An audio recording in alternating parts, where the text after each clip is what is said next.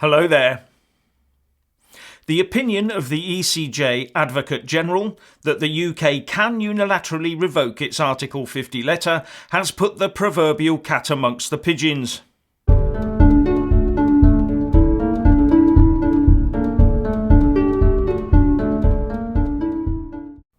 On the day that the House of Commons is due to start a marathon 5-day debate on Theresa May's Brexit deal, culminating in the meaningful vote next Tuesday, the Advocate General of the European Court of Justice, Manuel Campos Sanchez-Bordona, has stated that in his opinion, the UK can unilaterally revoke its Article 50 letter and remain in the European Union without having to go to the EU 27 for permission.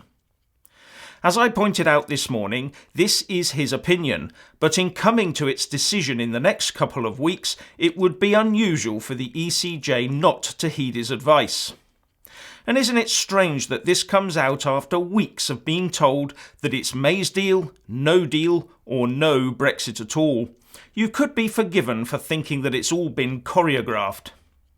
Now I have to remind you that although the UK Remain establishment and Remoaners will be happy with this development, the EU Council and EU Commission may not be so happy, as their lawyers did not want this outcome, as I explained in a previous video, the link to which is above. This intervention does add a couple of new facets to what is being debated as of about 4:30 this afternoon and to how MPs will vote next Tuesday. So the ECJ Advocate General has effectively interfered with internal UK politics. The first thing to point out is that our politicians will be aware that the ECJ could ignore Bordona's initial advice, which inserts uncertainty into the equation. The second big driver is time. With Christmas fast approaching and less than 4 months to Brexit Day, the pressure is on, and trying to fit a general election or another referendum into that time frame would be nigh on impossible for those who wish to stop Brexit, and there would be huge political problems in doing that. So it seems it will now be down to them. It is now down to our mostly Remain-minded politicians to make that decision in Parliament in the next few weeks.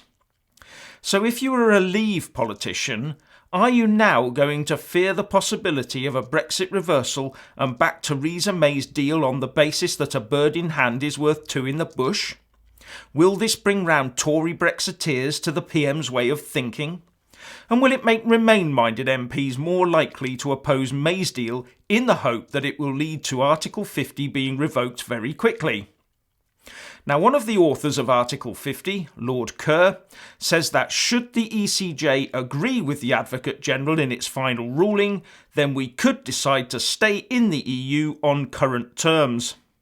The trouble with that, though, is that the UK has been signing off all sorts of EU empowering stuff, especially in the areas of defence and foreign policy, on the basis that we were leaving and we did not want to get in the way of the political direction that the EU 27 wished to take.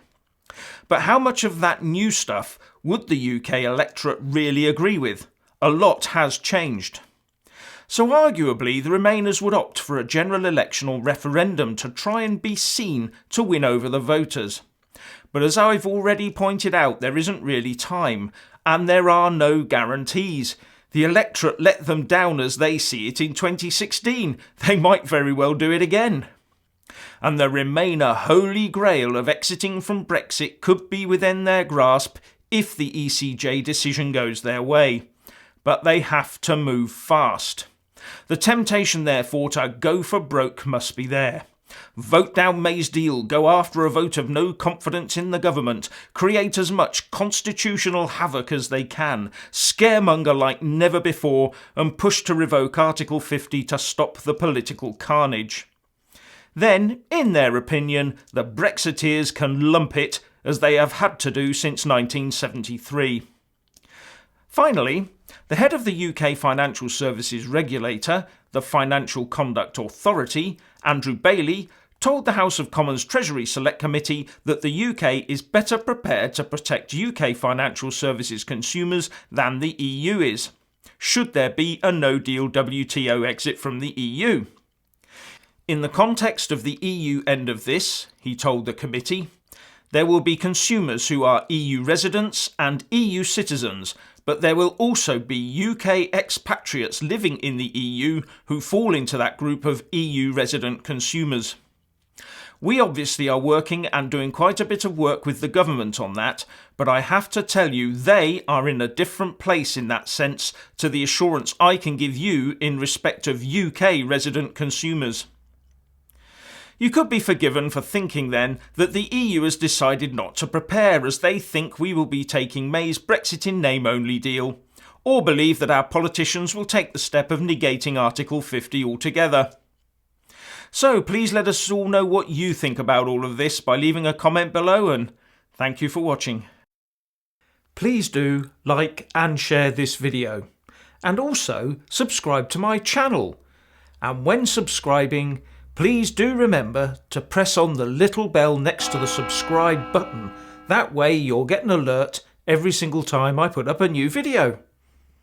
Thank you very much for watching.